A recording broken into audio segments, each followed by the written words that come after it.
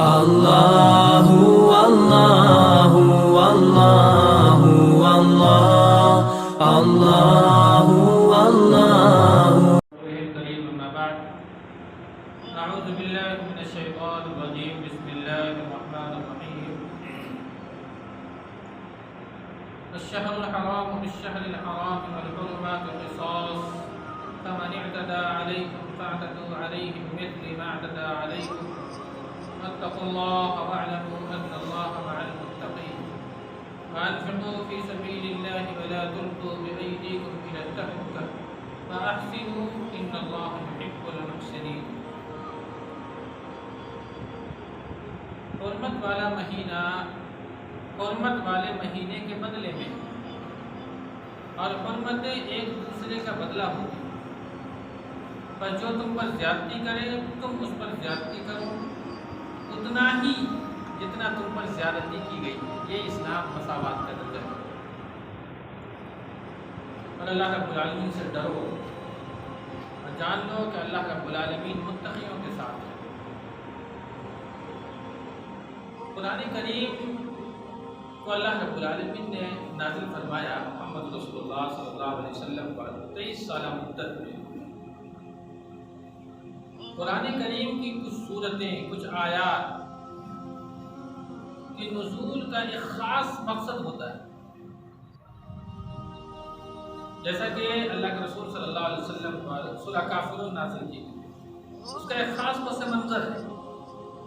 مشرکین مکہ آپ صلی اللہ علیہ وسلم کے پاس آئے اور کہا کمپرومائز کر لیتے ہیں، کچھ دن تم ہمارے خداؤں کو مان لو، کچھ دن ہم تمہارے خداؤں کو مان لیتے ہیں۔ تو اللہ رب العالمین نے سورہ کافرون نازل فرمایا۔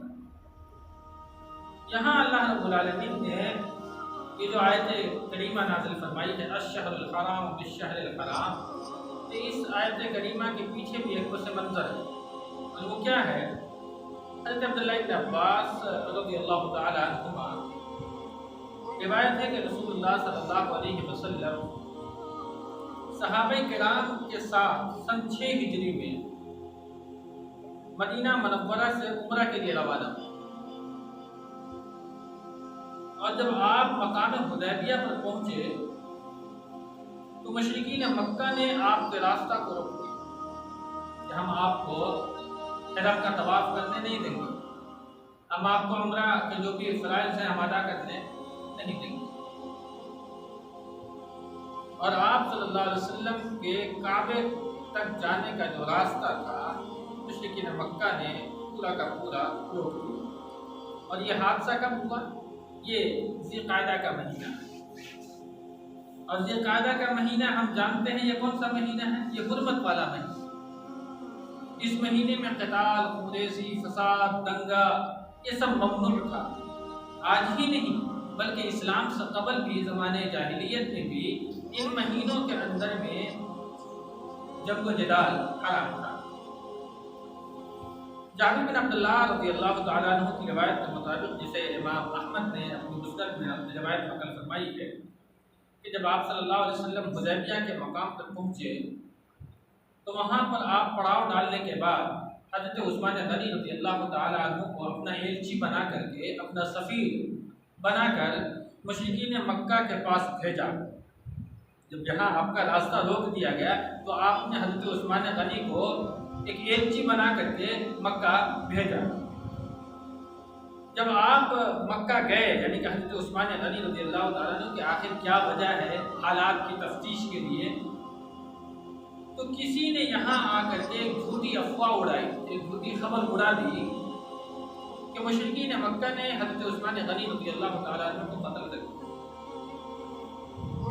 خبر کا پھیلنا تھا کہ مسلمانوں کے اندر میں کھلبلی مچ گئی، اور رسول اللہ صلی اللہ علیہ وسلم نے صحابہ کرام رضی اللہ عنہم اجمعین کے ساتھ مل کر مشرکین مکہ سے جنگ کے لیے بیعت کرنے کے لیے ہاتھ بڑھا دیا۔ وہ بیعت جسے بیعت الرضوان کہا جاتا ہے، اور آپ نے مشرکین مکہ سے جنگ کرنے کے لیے آپ نے بیعت کی صحابہ کرام سے کہ ہم حضرت عثمان غنی کا بدلہ لیں گے۔ وہ بیعت تمام صحابہ کرام نے اللہ کے رسول صلی اللہ علیہ وسلم پر لی۔ لیکن جیسے ہی آپ نے بیعت لی تو عثمان غنی رضی اللہ تعالیٰ عنہ کی خبر جو تھی یہ افواہ پر مبنی تھی، یہ غلط خبر تھی، تو آپ نے مکہ والوں کے ساتھ صلح کر اس شرط پڑھ کے آئندہ سال میں عمرہ کرنے آؤں گا۔ چنانچہ معاہدے کے مطابق آپ صلی اللہ علیہ وسلم نے صحابہ کرام کے ساتھ دوسرے سال ماہ ذی القعدہ میں عمرہ کیا، اس وقت یہ آیت کریمہ نازل ہوئی تھی۔ آپ صلی اللہ علیہ وسلم نے صلح حدیبیہ کے موقع پر کئی شرطوں کے ساتھ وہ صلح کی تھی، اس وقت مناسب نہیں ہے کہ اس واقعہ کے اندر ہم جائیں، جو اس کے پیچھے ایک پس منظر تھا ہم نے آپ کے درمیان رکھا۔ دوسرے سال آپ صلی اللہ علیہ وسلم نے بعد ہفتہ وہاں جا کر عمرہ کیا۔ اس کے بعد اللہ رب العالمین نے یہ آیت کریمہ نازل فرمائی کہ ماہ حرام کی جو رعایت ہے، یعنی حرمت والے مہینے کی جو رعایت ہے، یہ کچھ شرطوں کے ساتھ واجب ہے۔ یعنی جو شخص ماہ حرام کا احترام کرے، اس کا تقدس کرے، اس کی رعایت کرے، تو تم بھی کیا کرو؟ ماہ حرام کی رعایت کرو، اس کے تقدس کو برتو۔ لیکن جو شخص اس مہینے کا خیال نہیں کرے تو تمہیں بھی اس مہینے کا خیال نہیں رکھنا ہے، اس لیے کہ ذی القعدہ کا مہینہ ہے جس میں اللہ رب العالمین نے جنگ و جدال حرام قرار دیا ہے، لیکن دشمن تمہارے اوپر حملہ آور ہو گیا تو کیا کرو گے؟ تم بھی حملہ آور ہو جاؤ۔ یہی بات کر کے بھی درس میں تھی کہ جب دشمن تم سے مقابلہ آرائی کے لیے آمادہ ہو جائے تو تمہیں بھی دشمن کے ساتھ مقابلہ آرائی کے لیے تیار ہو جانا چاہیے۔ تمہیں یہ نہیں دیکھنا ہے کہ یہ حرمت والا مہینہ ہے، اس لیے اللہ نے فرمایا کہ حرمت والا مہینہ حرمت والے مہینے کے بدلے میں ہے۔ کیا مطلب ہے؟ اگر کوئی شخص اس مہینے کے تقدس کا احترام کرتا ہے تو ہم بھی اس مہینے کے تقدس کا احترام کریں گے، لیکن اگر کسی نے اس مہینے کے حدود کی پامالی کر دی ہے تو ہم اپنی جان کے لیے، اپنی جان کے بچاؤ کے لیے ہمیں بھی کیا اقدام اٹھانے پڑیں گے۔ یہ اس بات کا حکم دیا گیا ہے۔ جو کوئی بھی ان مہینوں کی حرمتوں کو پامال کرے گا، اللہ رب العالمین نے فرمایا کہ تم اسے بدلہ لینے کے لیے تیار رہو۔ اگر کوئی ماہ حرام میں جنگ پر آمادہ ہوگا تم بھی اس سے جنگ کرنے کے لیے تیار ہو جاؤ۔ اللہ رب العالمین نے مسلمانوں کو عدل و انصاف کا حکم دیا، حتیٰ کہ مشرکین مکہ کے ساتھ بھی۔ اس لیے دوبارہ مزید تاکیدی طور پر اللہ رب العالمین نے فرمایا فَمَنِ اعْتَدَىٰ عَلَيْكُمْ فَاعْتَدُوا عَلَيْهِ بِمِثْلِ مَا اعْتَدَىٰ، یعنی دشمنان مکہ نے، یعنی مشرکین مکہ نے جتنا تمہارے ساتھ زیادتی کی ہے تمہیں بھی اتنی ہی زیادتی کرنی ہے، زیادہ نہیں کرنا ہے۔ یہ ہے اسلام کا پیمانہ، جتنا زیادتی کیا ہے اتنا ہی کرو۔ اگر ایک تھپڑ مارا ہے تو تم بھی اس کے جواب میں ایک ہی تھپڑ مارو، یہ نہ کہ دو تھپڑ مارو، یہ زیادتی ہے۔ اس کے بعد اللہ رب العالمین کو پکڑ لے، یہاں اس چیز کو بیان کیا گیا ہے کہ اسلام میں کسی بھی قسم کی زیادتی سے منع کیا گیا ہے، لیکن اگر دشمن ہمارے پر حملہ آور ہے تو دفاع کرنے کے لیے حکم دیا گیا ہے۔ وَأَنفِقُوا فِي سَبِيلِ اللَّهِ وَلَا تُلْقُوا بِأَيْدِيكُمْ إِلَى التَّهْلُكَةِ وَأَحْسِنُوا إِنَّ اللَّهَ يُحِبُّ الْمُحْسِنِينَ، اور اللہ رب العالمین کی راہ میں خرچ کرو اور اپنے آپ کو ہلاکت میں نہ ڈالو اور احسان کرو، بے شک اللہ رب العالمین احسان کرنے والوں کو پسند ہے۔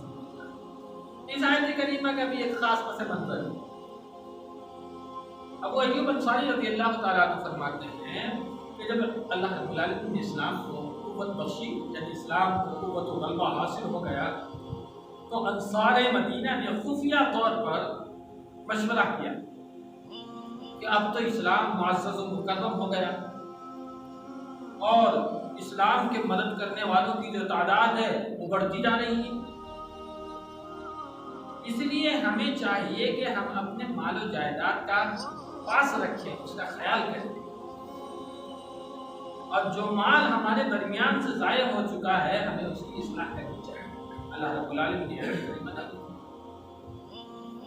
اللہ کے راستے میں تمہیں خرچ کرتے رہنا ہے، یہ آج ہی کا موقع نہیں ہے۔ زندگی کے جو بھی ایام ہیں آپ کے پاس، اللہ رب العالمین نے آپ کو ضرورت سے زائد مال عطا کیا ہے تو چاہیے کہ آپ اللہ کے راستے میں خرچ کرتے رہیں، کیونکہ اللہ کے راستے میں مال خرچ کرنے کی بنیاد پر مال گھٹتا نہیں ہے بلکہ مال کے اندر میں اضافہ ہوتا ہے۔ یہ اللہ رب العالمین کا وعدہ ہے کہ تم اللہ کے لیے خرچ کرو گے، اللہ تمہارے مال کے اندر میں اضافہ بڑھوتری عطا فرمائے گا۔ تو یہ آیت کریمہ اس بارے میں نازل ہوئی تھی لیکن قرآن و حدیث کے اندر میں یہ جو الفاظ استدلال ہے یہاں ہے بلا تلقوا بأیدیکم الی التہلکہ، اپنے آپ کو ہلاکت میں نہ ڈالو۔ امام حاکم رحمۃ اللہ علیہ نے اس آیت کریمہ کے بارے میں کچھ چیزیں بیان کی کہ اگر ہلاکت کا ڈر ہے، اپنے آپ کو ہلاک ہو جانے کا ڈر ہے، تو ایسی صورت میں کیا ہے، وقتی طور پر ہمیں شکست کو قبول کر لینا جائز ہے۔ مثال آپ کے سامنے ہے، ابھی جو واقعہ ہم نے بیان کیا صلح حدیبیہ، اسی طریقہ سے اگر امر بالمعروف یعنی ہم نیکی کا حکم لوگوں کو دے رہے ہیں، لیکن امر بالمعروف کی وجہ سے کسی خطرے کا اندیشہ ہے، خاموشی جائز ہے۔ اگر حاکم وقت اور مسلمانوں کی ہلاکت کا ڈر ہو تو کافروں اور باغیوں کے ساتھ مصالحت کی جائز ہے، جیسا کہ اللہ کے رسول صلی اللہ علیہ وسلم نے صلح حدیبیہ ساری مثال آپ کو وہاں جا کر کے مکمل طور پر فٹ ہو جائے گی۔ اسی طریقہ سے اللہ کے رسول صلی اللہ علیہ وسلم نے صلح حدیبیہ پر صلح کی باغیوں کے ساتھ، مشرکین کے ساتھ، اور حضرت علی رضی اللہ تعالی عنہ نے دیکھا کہ صحابہ کرام کی جان خطرے میں ہے، اگر صفین میں آپ مصالحت نہیں کرتے تو نہ جانے اور کتنے صحابہ رضی اللہ عنہ اجمعین کی گردنیں اس میدان کے اندر میں کرتے۔ آپ نے وہاں کیا کیا تھا، مصالحت کی روش اختیار کی۔ اسی طریقہ سے حسن، حضرت علی کے بیٹے حضرت حسن رضی اللہ تعالی عنہ نے بھی حضرت امیر معاویہ رضی اللہ تعالی عنہ سے صلح کی۔ کیا وجہ یہی تھی کہ کہیں آپس کی وجہ سے مسلمان خطرے میں نہ پڑے۔ تو اگر وقتی طور پر ہلاکت کا اندیشہ ہے تو مصالحت کر لینا، اور خاموشی رہنے میں اگر ہلاکت سے بچ سکتے ہیں تو اپنے آپ کو اس صورت میں بچنا چاہیے اور خاموش رہنا یہ بہتر ہے۔ یہاں بات بیان کی گئی ہے، ایک واقعہ اور بھی ہے۔ اللہ کے رسول صلی اللہ علیہ وسلم نے غزوہ احزاب کے موقع پر کیا کیا ہے؟ اگر آپ نے غزوہ احزاب کو قریب سے پڑھا ہو تو واقعہ پورا معلوم، میں نے صرف آپ کے درمیان چھوٹی سی بات ہے کہ مدینہ منورہ میں جب مسلمانوں کے ساتھ وہ تمام تر مراحل آئے اور محمد صلی اللہ علیہ وسلم نے دیکھا کہ مسلمان یعنی صحابہ کی جان خطرے میں ہے، کیونکہ دشمنوں نے پورے مدینہ کو چاروں طرف سے گھیرے میں لے لیا تھا، تو آپ صلی اللہ علیہ وسلم نے 1/3 پھل کے عوض دشمنوں سے مصالحت کر لی تھی۔ آپ نے اجازت دی کہ دشمنوں سے ہم مصالحت کر لیں گے، لیکن حضرت سعد بن عبادہ رضی اللہ تعالی عنہ سے جب مشورہ ہوا تو اس مصالحت کو ڈال دیا گیا تھا۔ واقعہ کو پورا بیان کرنے کی گنجائش موجود نہیں ہے، لیکن نبی صلی اللہ علیہ وسلم نے وہاں دیکھا کہ خطرہ موجود ہے تو آپ نے دشمنوں سے بھی مصالحت کرنے کے لیے اپنا قدم بڑی بات سے دعا خدا نے آپ کی کرتے ہیں۔